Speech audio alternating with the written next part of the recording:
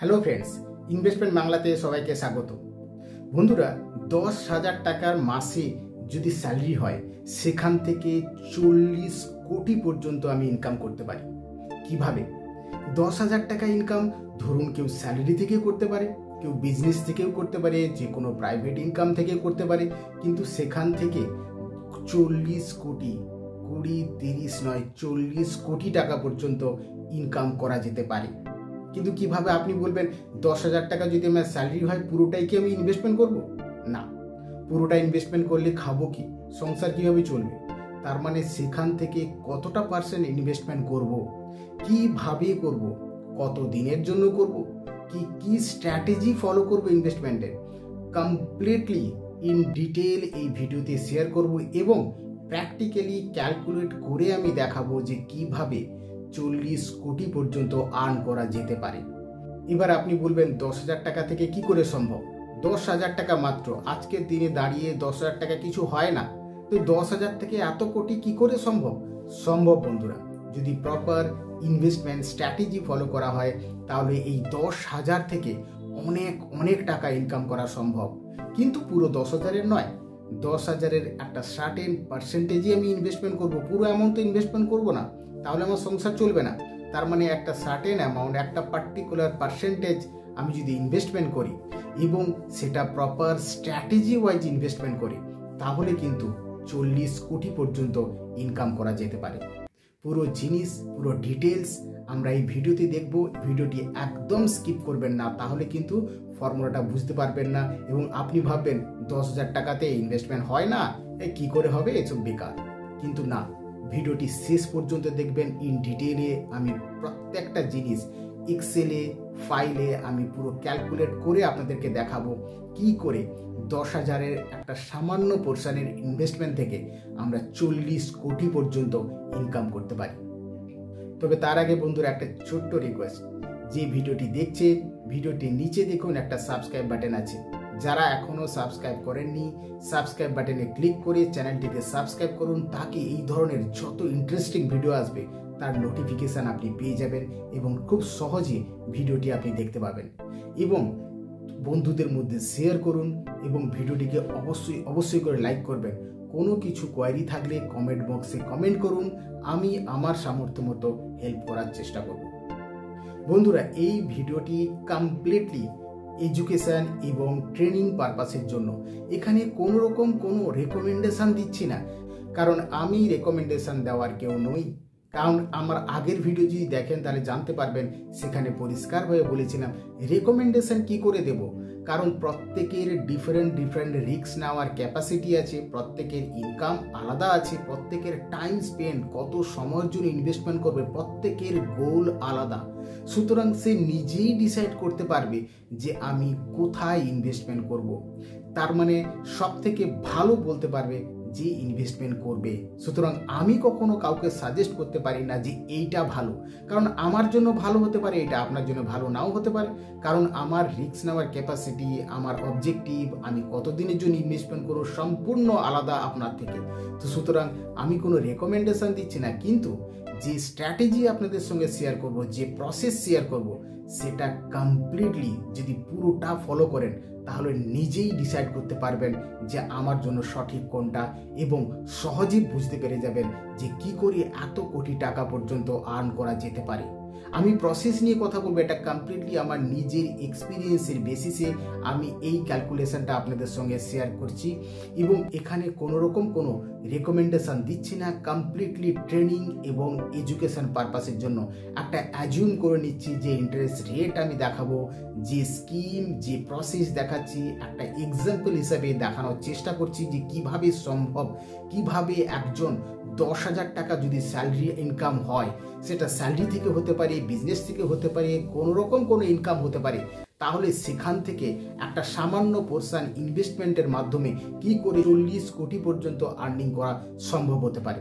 আমরা পুরো ডিটেলস দেখবেন। আমরা খুব সহজে ইগনোর করে যাই যে 5,000 টাকা ইনকাম করছি, 10,000 টাকা করছি, 15,000 টাকা করছি।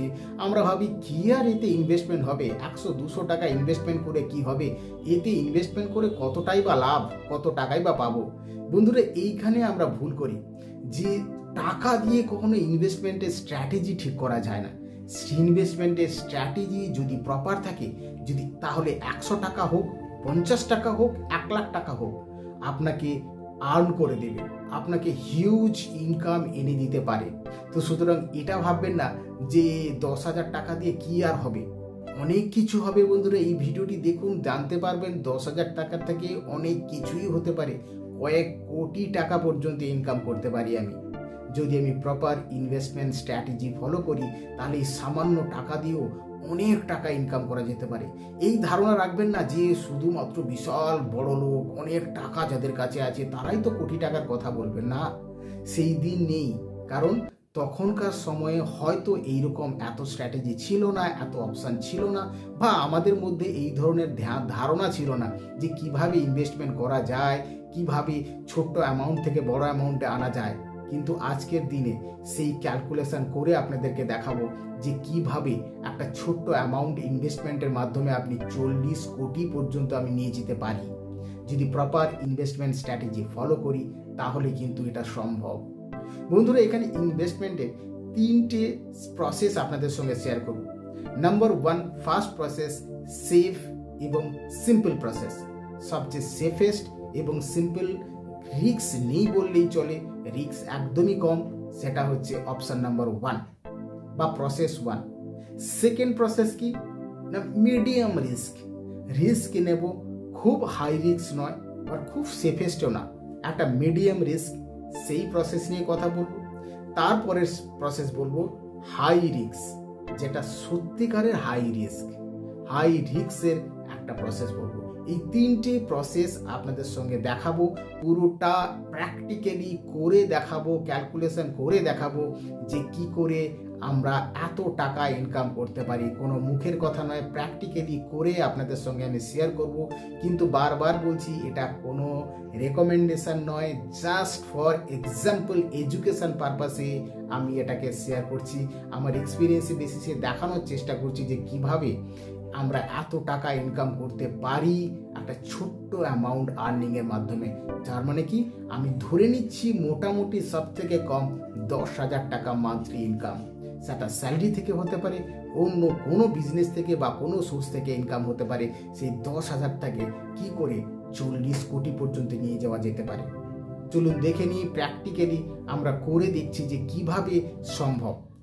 অপশন নাম্বার 1 বা প্রসেস 1, সিম্পল এবং সেফেস্ট মেথড, সবচেয়ে সহজ, রিস্ক নেই বললেই চলে, একদম মিনিমাম রিস্ক বা রিস্ক নেই। এইরকম ইনভেস্টমেন্ট অপশন যদি আমি দেখি বা স্ট্র্যাটেজি যদি ফলো করি, তাহলে কত টাকা ইনকাম করতে পারি। ফার্স্ট সিম্পল প্রসেসের নাম এফডি, ফিক্সড ডিপোজিট। এটা হচ্ছে সব থেকে সহজ, সব থেকে সিম্পল, রিস্ক নেই বললেই চলে। যদি আমি ফিক্সড ডিপোজিট করি, তাহলে আমি এই 10,000 টাকা আর্নিংকে কোথায় নিয়ে যেতে পারি। ঠিক এইভাবে প্রত্যেকটা স্টেজ, প্রত্যেকটা প্রসেস আপনাদের সঙ্গে শেয়ার করছি। আপনি নিজেই জানতে পারবেন যে কি করে 40 কোটি পর্যন্ত যেতে পারি। First process, fixed deposit. চলুন প্রথম দেখে নিই। যদি আমার মান্থলি স্যালারি 10,000 হয়, আমি সবচেয়ে একটা স্ট্যান্ডার্ড কম করে ছোট্ট অ্যামাউন্টে দেখাচ্ছি এক্সাম্পলের জন্য। কোনো রিয়েল পার্সেন্টেজ বা একদম রিয়েল রেকমেন্ডেশন এটা ধরবেন না, জাস্ট এক্সাম্পল নিয়ে দেখাচ্ছি যে কিভাবে আমরা এত টাকা ইনকামের রাস্তাতে যেতে পারি।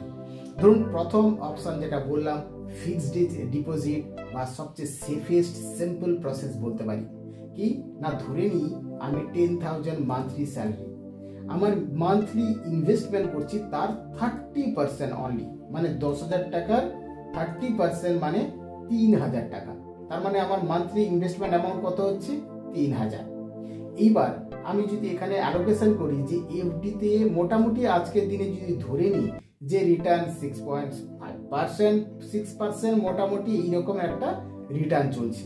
আমি একটা অ্যাজিউম ধরে নিচ্ছি যে রিটার্ন 6.05% এবং 100% ইনভেস্টমেন্ট করলাম, তার মানে টোটাল 3,000 টাকা ইনভেস্টমেন্ট করলাম। টোটাল অ্যামাউন্টের 30% মানে 3,000 টাকা। 3,000 টাকা আমি এফডিতে ইনভেস্টমেন্ট করলাম, যার রিটার্ন আপাতত ধরে নিচ্ছি 6.05%, 100% অ্যালোকেশন হিসেবে যদি ধরে নিই। এইবার আমি এটা কি করলাম না, সেভিংস ইনক্রিমেন্ট করলাম 10%। তার মানে কি আমি যে মান্থলি সেভ করছি আমার অ্যামাউন্টের 30%, আমি প্রত্যেক বছর 10% করে বাড়াবো। তার মানে কি না, ধরুন প্রথম বছর 3000, তার পরের বছর 3300, মানে 300 টাকা বাড়ছে। তার পরের বছর যদি 10% তার উপরে ধরি, মানে 630 টাকা। মানে আমি প্রত্যেক বছরে, মাসে নয়, বছরে মাত্র 10% করে বাড়াবো। কারণ আমার স্যালারি তো সবসময় 10,000 টাকা আটকে থাকবে না। আজকে যদি আমি 10,000 টাকা স্যালারি পাই, নিশ্চয়ই পরের বছরও আমি 10,000 টাকা পাবো না, হয়তো 15,000 টাকা বা 20,000 টাকা স্যালারি হতে পারে। তো তার মানে 10% তো অনেকই কম, 300 টাকা মাত্র। তার মানে আমি বছরে 10% করে ইনক্রিমেন্ট করছি, আর আমি স্টার্ট করছি 3,000 টাকার ইনভেস্টমেন্ট দিয়ে। এইভাবে ইনভেস্টমেন্ট করতে করতে আমি আপাতত ক্যালকুলেশন স্টার্ট করলাম 10 বছর পর। তার মানে আমি 10 বছরের পরে যদি আমি স্যালারি ধরে নিই, এইরকম একটা অ্যাজুম যে 10 বছর পরে 10,000 টাকা দিয়ে শুরু করেছিলাম, 10 বছর পরে আমার স্যালারি হতে পারে 25,000-এর আশপাশ, আমি ধরে নিচ্ছি। কারণ এটা কমও হতে পারে, বেশিও হতে পারে। সুতরাং এই ইনকামটা একদমই নিজের মতো করি। এখানে জাস্ট একটা অ্যাজুম, ইনকামের সঙ্গে কোনো সম্পর্ক নেই, জাস্ট একটা অ্যাজামশনের জন্য আমি ইনকামটা ধরে নিলাম। এবং এখানে ইনভেস্টমেন্ট, তাহলে 10 বছরে আমার ইনভেস্টমেন্ট কত হচ্ছে? 7,074 টাকা। তার মানে যদি আমার 10% করে 3,000 টাকা প্রত্যেক বছর 10% করে ইনক্রিমেন্ট হতে হতে আমার এলো 7,074 টাকা ইনভেস্টমেন্ট। কত টাকা রিটার্ন হচ্ছে 10 বছরে? 7 লাখ। 7 লাখ টাকা রিটার্ন হচ্ছে। 15 বছরে কত দাঁড়াচ্ছে? 17 লাখ। এইভাবে 20 বছর, 25 বছর, 30 বছরে এসে আমার দাঁড়াচ্ছে 1 কোটি। 1 কোটির উপরে, মানে আমার 30 বছরে 1 কোটি টাকা মতো আমার হাতে চলে আসছে। যদি আমি সবচেয়ে সিম্পল, সহজ, সবচেয়ে লো ইন্টারেস্ট 6%, আজকের মার্কেটে লো ইন্টারেস্টই বলতে পারি, 5 থেকে 6%, ঠিক আছে, এটা সিম্পল, কোনো রিস্ক নেই, কোনো রকম কোনো চিন্তা করার দরকার নেই। সব থেকে সহজ সিম্পল মেথড আমি এফডি হিসাবে যদি ক্যালকুলেট করি, তাহলে আমার মান্থলি ইনকাম বাড়তে আছে 15 বছর পর। মান্থলি ইনভেস্টমেন্ট দাঁড়াচ্ছে 11,000 সামথিং। তার মানে আমার ইনভেস্টমেন্ট রিটার্ন হচ্ছে 17 লাখ, 33 লাখ, 62 লাখ, এই করে দাঁড়াচ্ছে 30 বছরে 1 কোটি টাকা।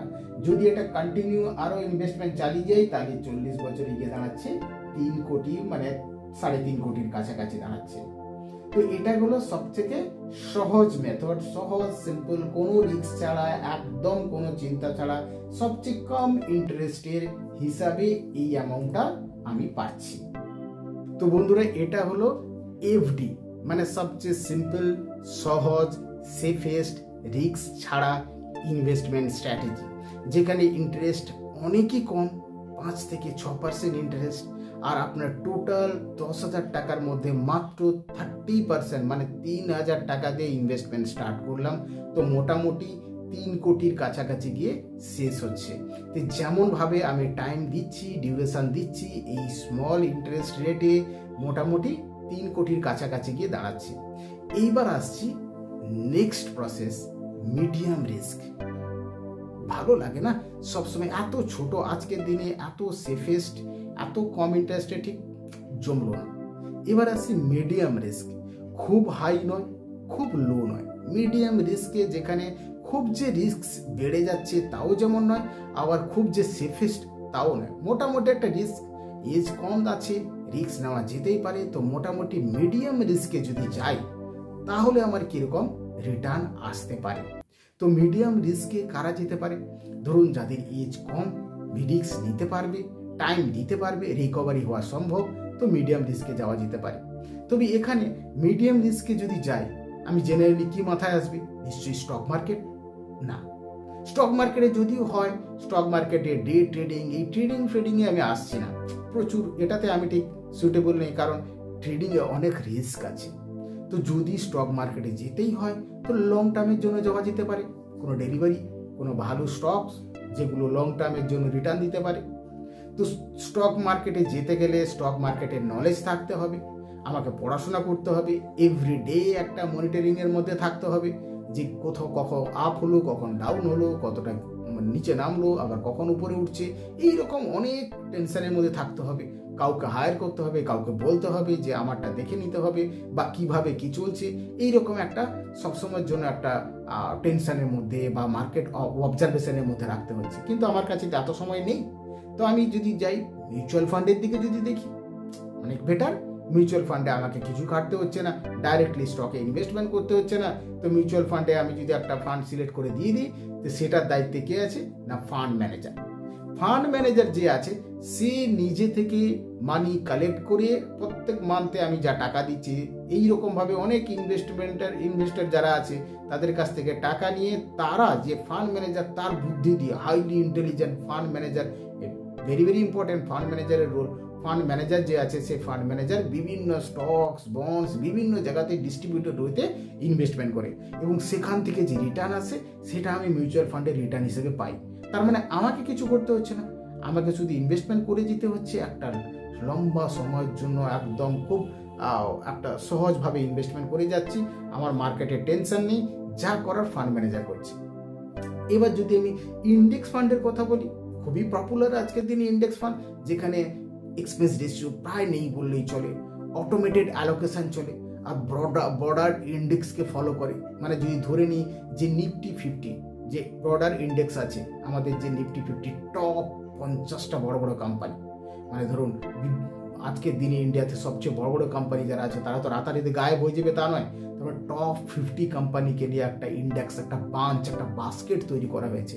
সেই ইন্ডেক্সকে যদি ফলো করে যে ইন্ডেক্স মিউচুয়াল ফান্ডগুলো হয় সেগুলো একটু সেফার বলা যেতে পারে রিলেটিভলি, যেটা অ্যাক্টিভ বা যে মিউচুয়াল ফান্ডগুলো চলছে তার থেকে যে প্যাসিভ মিউচুয়াল ফান্ড বা ইন্ডেক্স তারা অনেকটা রিলায়েবল একটু বলা যেতে পারে। কারণ এখানে যদি কোনো কোম্পানি কোনো কিছু হয় তো অটোমেটিক এখানে সুইচিং হচ্ছে, অ্যালোকেশন অটোমেটিক হচ্ছে। ঠিক তেমনিভাবে মিডিয়াম ক্যাটাগরির যে ইন্ডেক্স ফান্ড আছে সেগুলো মিডিয়াম কোম্পানির জন্য ইনভেস্টমেন্ট করে। মিড রেঞ্জের যে ইন্ডিয়ার যে মিড রেঞ্জের কোম্পানিগুলো আছে সেগুলোতে ইনভেস্টমেন্ট হয়, খুব ছোট নয় খুব বড় নয়, মাঝামাঝি কোম্পানিগুলো আছে সেগুলোকে মিড ক্যাপ ইন্ডেক্স বলতে পারি। আর স্মল ক্যাপ ইন্ডেক্স যেগুলো সবচেয়ে ছোট কোম্পানির যে কোম্পানিগুলো আছে তাদেরকে নিয়ে তৈরি হয় স্মল ক্যাপ ক্যাটাগরির ইন্ডেক্স। তো এইভাবে বিভিন্ন ইন্ডেক্স মিউচুয়াল ফান্ডও হতে পারে, আবার অ্যাক্টিভ মিউচুয়াল ফান্ডও হতে পারে। তো মোটামুটি ফান্ড ক্যাটাগরি এইরকম দাঁড়াচ্ছে: large cap category, mid cap category আর small cap category. Large cap আমাদের ইন্ডিয়ার সবচেয়ে বড় বড় কোম্পানিগুলোকে নিয়ে তৈরি হচ্ছে লার্জ ক্যাপ, মিডিয়াম সাইজের কোম্পানি নিয়ে মিড ক্যাপ, আর স্মল সাইজের কোম্পানি নিয়ে হচ্ছে স্মল ক্যাপ। স্মল সাইজে একটু রিস্ক বেশি, স্মল কোম্পানি মানে রিস্ক সবসময়ের জন্য বেশি হবেই রিস্ক, কারণ তাদের উপরে তো বেশি ঝড়টা যায়। মানে কোনো কিছু ধরুন মার্কেট ক্র্যাশ করে গেল বা কোনো রকম কোনো মার্কেটের দুর্ঘটনার খবর হলো, তো সেখানে মিড ক্যাপের কাছে এত ক্যাপিটাল থাকে না, তো মিড ক্যাপ কোম্পানিগুলোর রিস্ক অনেকটা হাই। আর স্মল ক্যাপ ক্যাটাগরির উপরে রিস্কটা অনেকটা হাই থাকে। আর মিড ক্যাপ না হাই রিস্ক না high safest, medium category risk যার মধ্যে পটেনশিয়াল খুব ভালো থাকে, মিডিয়াম রিস্ক ক্যারি করতে হয়। আর লার্জ ক্যাপ বড় বড় কোম্পানিগুলো থাকে একটু সেফেস্ট হয়, একটু স্টেবল রিলায়েবল বলা যেতে পারে রিলেটিভলি। তো বিভিন্ন ক্যাটাগরির মিউচুয়াল ফান্ড আছে। তো আমরা দেখে নেব এটাকে যদি আমি মিড রিস্কের মধ্যে ইনভেস্টমেন্ট স্ট্র্যাটেজি ফলো করি, যে মিডিয়াম রিস্ক প্রোফাইলের যদি আমি ইনভেস্টমেন্ট স্ট্র্যাটেজি ফলো করি তাহলে কিরকম রিটার্ন আসতে পারে। চলুন দেখে নিই। ঠিক সেম ভাবে যেমনভাবে আমরা এফডির জন্য দেখেছিলাম, এখন আমরা দেখবো মিড রিস্ক ক্যাটাগরির কিভাবে প্রসেস হতে পারে। ঠিক সেম, মান্থলি স্যালারি 10,000, 30% ইনভেস্টমেন্ট তার মানে 3,000 টাকা, এবং অ্যালোকেশন এখন আমি এফডিতে 0% করলাম, এফডি করছি না। মিড রিস্কে কি করছি না, আমি মিউচুয়াল ফান্ড ক্যাটাগরি ডিসাইড করেছি। মিউচুয়াল ফান্ড ক্যাটাগরি কি ডিসাইড করলাম না, লার্জ ক্যাপে আমি 70% রাখবো, কারণ আমি হাই রিস্ক নিচ্ছি না, আর খুব যে স্মল রিস্ক নিচ্ছি তা নয়। তার মানে কি, হাই রিস্ক নয়, একদম মিড রিস্কের মধ্যে আমি প্রোফাইল বানানোর চেষ্টা করছি। তার মানে আমি যদি ধরি লার্জ ক্যাপ ক্যাটাগরিতে আমি দিলাম 70%, আর মিড রিস্ক ক্যাটাগরিতে আমি দিলাম 20%, আর স্মল ক্যাপ ক্যাটাগরিতে দিলাম আমি 10%। সো একটু বেশি রিস্ক নিলাম না, তো মিডিয়াম প্রোফাইলের মধ্যে রাখছি আমি। তো লার্জ ক্যাপ ইন্ডেক্স ফান্ড আমি ধরে নিচ্ছি আপাতত লার্জ ক্যাপ ইন্ডেক্স ক্যাটাগরি যে আছে সেখানে আমি 70% দিলাম, মিড ক্যাপ ইন্ডেক্স ক্যাটাগরিতে আমি দিলাম 20%, স্মল ক্যাপ ইন্ডেক্স ক্যাটাগরিতে দিলাম আমি 10%। এটা ইন্ডেক্স হতে পারে, mutual fund, direct active mutual ফান্ডও হতে পারে। তো মোটামুটি এক্সাম্পলের জন্য এখানে কোনো রেকমেন্ডেশন ধরবে না, এটা জাস্ট এডুকেশন পারপাসে অ্যাজিউম, আমি জাস্ট একটা এক্সাম্পল দেওয়ার চেষ্টা করছি। এটা ধরে নেবেন না যে এটাতেই এত পার্সেন্টই দিচ্ছে আর এত এত এত করেই আমাকে ইনভেস্টমেন্ট করতে, এটা না, এটা জাস্ট একটা এডুকেশন পারপাসে, নলেজ পারপাসে বোঝানোর চেষ্টা করছি। তো এখানে যদি ধরে নিই যে লার্জ ক্যাপে মোটামুটি অন অ্যান অ্যাভারেজ রিটার্ন 10.57%, আর মিড ক্যাপ ইন্ডেক্সের রিটার্ন আপাতত আমি ধরে নিয়ে এক্সাম্পল হিসেবে, এগুলো সব এক্সাম্পল নিচ্ছি, অ্যাকচুয়াল ফিগার নয়, যে 14.24%, আর স্মল ক্যাপ ক্যাটাগরি 18.10%। তার মানে এটা অ্যাজ পার মার্কেট স্ট্র্যাটেজি, তো মোটামুটি এইরকম একটা রিটার্ন আশা করতে পারি। তো আমি এই রিটার্নগুলো দিলাম এবং তার অ্যালোকেশন দিলাম লার্জ ক্যাপে একটু বেশি, মিড ক্যাপে একটু কম, আর স্মল ক্যাপে আরও কম। তার মানে খুব সেফেস্টও নয় আর খুব হাই রিস্কও নয়, তার জন্য এটাকে বলছি মিড রিস্ক। তার মানে আমি এইরকম রিটার্ন আশা করতে পারি, আর এইরকম আমার পার্সেন্টেজ অ্যালোকেশন থাকছে। তার মানে 2100 টাকা আমার লার্জ ক্যাপে, 600 টাকা আমার মিড ক্যাপে, আর 300 টাকা স্মল ক্যাপে, টোটাল হয়ে গেল 3000 টাকা। তার মানে এটাই আমার 100% ইনভেস্টমেন্ট। তার মানে 10,000 টাকা, 3000 টাকা যে ইনভেস্টমেন্ট করলাম সেটা ব্রেকআপ হচ্ছে এইটা। এইবার আমি ধরে নিচ্ছি আমার সেভিংস ইনক্রিমেন্ট প্রত্যেক বছর 10% করে ইনক্রিমেন্ট করলাম, যেমন আমি দেখিয়েছিলাম। আমি 10% করে যদি ইনক্রিমেন্ট করি তাহলে আমার কি দাঁড়াচ্ছে না, আমার 10 বছর পর গিয়ে দাঁড়াচ্ছে ইনভেস্টমেন্ট অ্যামাউন্ট 7,074 টাকা সেম, কিন্তু আমার রিটার্ন অ্যামাউন্ট কত হচ্ছে 10 লাখ। তো মোটামুটি এফডির থেকে খুব যে বেশি তা নয়। এইবার খেলাটা তৈরি হচ্ছে কত, যখন টাইম আরো বাড়ছে, দেখুন 15 বছরে 27 লাখ, 27 লাখ, আর 20 বছরে 63 লাখ, 25 বছরে প্রায় 1.5 কোটি, প্রায় 1.5 কোটি, 25 বছরে ইনভেস্টমেন্টে 1.5 কোটি দাঁড়িয়ে যাচ্ছে। এবং এইভাবে 40 বছর যদি আমি কন্টিনিউ করি, 30 বছরে 3 কোটি, 30 বছরে 3 কোটিতে গিয়ে দাঁড়িয়ে যাচ্ছে। এবং 40 বছরে আমি যদি আরো কন্টিনিউ করি তার মানে প্রায় 10 কোটি, 10 কোটি দাঁড়িয়ে যাচ্ছে। শুরু করেছিলাম ইনভেস্টমেন্ট 10,000 টাকার ইনকামের উপরে, মাত্র 30%, 3,000 টাকা দিয়ে ইনভেস্টমেন্ট জার্নি শুরু। তো সেখানে এফডিতে হলে একটু কম হচ্ছিল। আমি যদি মিড রিস্কের প্রোফাইলে যাই তাহলে মোটামুটি আমার 10 বছরের পরে আমার যা মান্থলি ইনভেস্টমেন্ট দাঁড়াবে 7,074 টাকা। আর 10% করে ইনক্রিমেন্ট করেছি, মানে 3,000 টাকার উপরে 10% করে, যেমন বলেছিলাম, প্রথম বছরে ধরুন 3,000, তারপরে বছরে 300, তার বছরে 630, এইভাবে বছরে বছরে 10% করে মাত্র ইনক্রিমেন্ট করছি। কারণ আমার স্যালারিও বাড়ছে, তো আমি সেই হিসাবে আমি মাত্র 10% করে বাড়াচ্ছি আমার ইনভেস্টমেন্ট অ্যামাউন্ট। তার মানে আমার এইভাবে যদি ইনভেস্টমেন্ট করে যাই তাহলে আমার রিটার্ন দাঁড়াচ্ছে 10 কোটি, আর 1.5 কোটি দাঁড়িয়ে যাচ্ছে মাত্র 25 বছরে। 25 বছরে 1.5 কোটি টাকা মতো আমার আর্নিং দাঁড়িয়ে যাচ্ছে 30-এ 3 কোটি, 35-এ প্রায় 7 কোটি, এবং 40-এ 10 কোটি। তো যদি আমি মিডিয়াম রিস্কের মধ্যে আমি যদি ইনভেস্টমেন্ট স্ট্র্যাটেজি ফলো করি তো এইরকম মোটামুটি একটা রিটার্ন আসতে পারে। তো বন্ধুরা, মিডিয়াম ক্যাটাগরির রিস্ক ইনভেস্টমেন্ট স্ট্র্যাটেজিতে যদি ইনভেস্টমেন্ট করা যায় তাহলে 10 কোটি পর্যন্ত আর্নিংয়ের যে প্রসেসটা দেখালাম যদি ক্যালকুলেট করে দেখি তাহলে কিন্তু খুব খারাপ বলা যায় না। এফডির থেকে তো বেটার, যেটা সিম্পল সহজ পদ্ধতি ছিল, ইন্টারেস্ট রেট অনেক কম ছিল, মাত্র 5 থেকে 6%।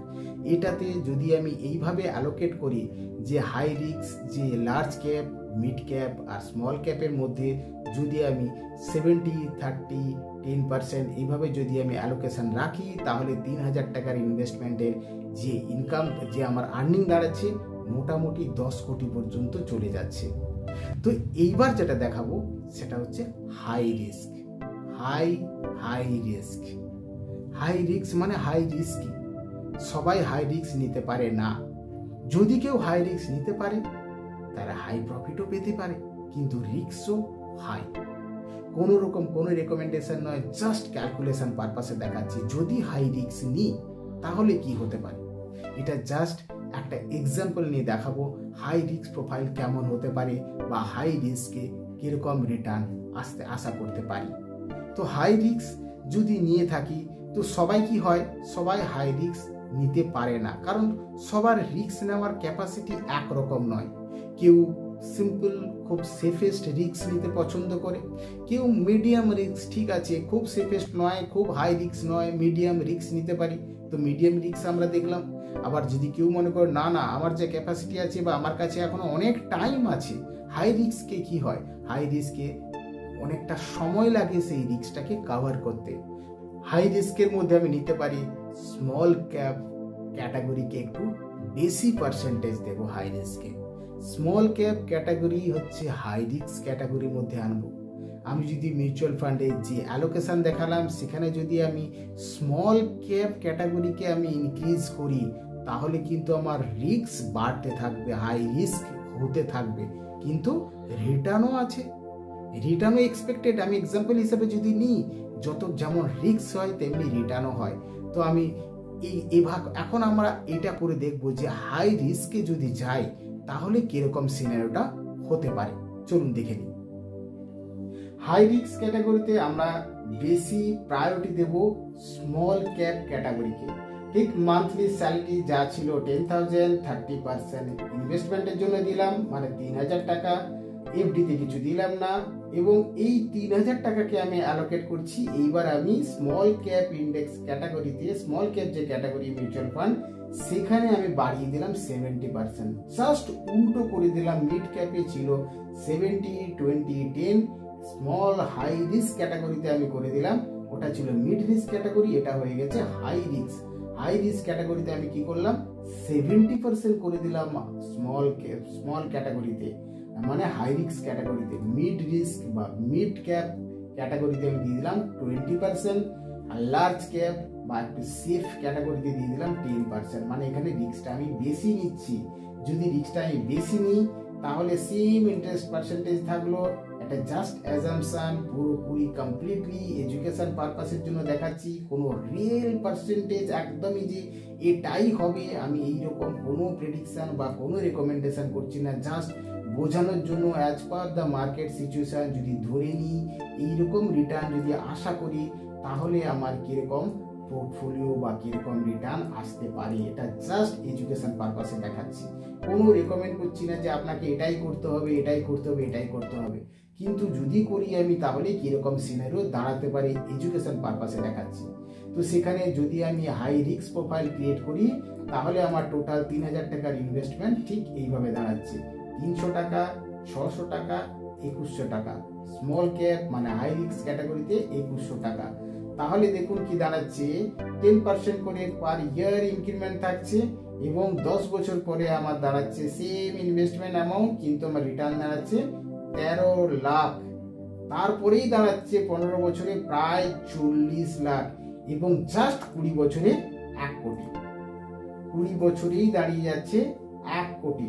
ঠিক এইভাবে যদি মান্থলি ইনভেস্টমেন্ট বাড়তে শুরু করে, যেমন করে 10% ইনক্রিমেন্ট করছেন সেই হিসাবে যদি আমার বাড়তে শুরু করে, তাহলে মান্থলি ইনভেস্টমেন্টের সঙ্গে আমার 40 বছর যদি কন্টিনিউ করি কত দাঁড়াচ্ছে, 40 কোটি টাকা, 39.85, মানে 40 কোটি টাকার রিটার্ন আসতে পারে যদি এইরকম একটা অ্যাজিউম করে নিই। এবং কোটিপতি কোথায় হয়ে যাচ্ছে, কোটি টাকার প্রায় রিটার্ন এসে যাচ্ছে 20 বছরে, 25-এ 2 কোটি, 30-এ প্রায় 7 কোটি, 35-এ 16-17 কোটি। তো এইরকম একটা রিটার্ন দাঁড়াচ্ছে। এটা জাস্ট অ্যাজাম্পশন, কোনো বারবার বলছি এটা কোনো রিয়েল ধরে নেবেন না যে এটাই রেকমেন্ডেশন বা এইরকম পার্সেন্টেজ, এটা কমপ্লিটলি এডুকেশনের জন্য দেখাচ্ছি। কোনো রেকমেন্ডেশন বন্ধুরা এটা ধরবেন না যে এইরকম রেকমেন্ড করছি আমি, না, এটা আমি জাস্ট ক্যালকুলেশন শেয়ার করছি একটা এডুকেশন পারপাসে, আমাদের নিজের বোঝার জন্য, আন্ডারস্ট্যান্ডিং এর জন্য যে কিরকম সিনারিও হতে পারে যদি হাই রিস্ক হিসাবে আমি ইনভেস্টমেন্ট স্ট্র্যাটেজি করি, তাহলে কিরকম আসতে পারে। 3,000 টাকার ইনভেস্টমেন্ট, যেখানে হাই রিস্ক ক্যাটাগরি প্রোফাইলের হিসাবে আমি ইনভেস্টমেন্ট করছি পার মান্থ, এবং 10% করে প্রত্যেক বছর বাড়িয়ে 10 বছর পর 7,000 সামথিং ইনভেস্টমেন্ট দাঁড়াচ্ছে, এবং রিটার্ন দাঁড়াচ্ছে 13 লাখ। 15 বছরে গিয়ে দাঁড়াচ্ছে 40 লাখ, 20 বছরে গিয়ে দাঁড়িয়ে যাচ্ছে 1 কোটি, এবং 25 বছরে প্রায় 3 কোটি, 30 বছরে 7 কোটি, 35 বছরে 17 কোটি, এবং যদি কন্টিনিউ করি 40 পর্যন্ত, 40-এ দাঁড়াচ্ছে 40 কোটি। তো বন্ধুরা, এইভাবে বিভিন্ন risk category wise investment strategy যদি ফলো করি, তাহলে দেখতেই পেলেন যে 10,000 টাকার স্যালারি মাত্র 30% ইনভেস্টমেন্ট প্রসেস স্টার্ট করে জার্নি শুরু করে কোথায় গিয়ে শেষ হচ্ছে 40 কোটিতে।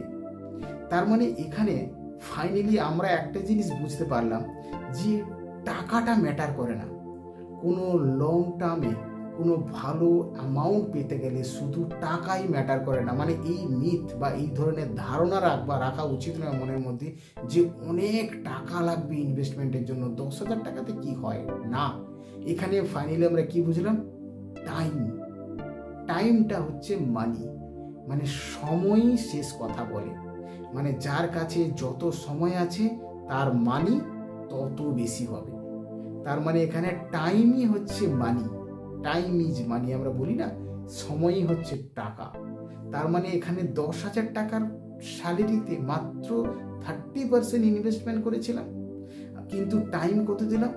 20 ইয়ার্স, 25 ইয়ার্স, 30 ইয়ার্স, 40 ইয়ার্স, এইভাবে টাইম দিতে হচ্ছে। তার মানে যদি সময় দিই আর একটা কনসিস্টেন্সি ধারাবাহিকভাবে যদি আমি ইনভেস্টমেন্ট করে যেতে পারি, তো কিন্তু আমরা করি না। আপনি দেখবেন মোটামুটি 1 বছর ইনভেস্টমেন্ট করার পরেই আমার দেখতে লাগে কত কোটি হলো, মাত্র 1 লাখ। তো 5 বছর করলাম মাত্র 1 লাখ, কি 10 বছর করলাম মাত্রই 10 লাখ, আর কিছু হলো না, তারপর বন্ধ করে দিলাম।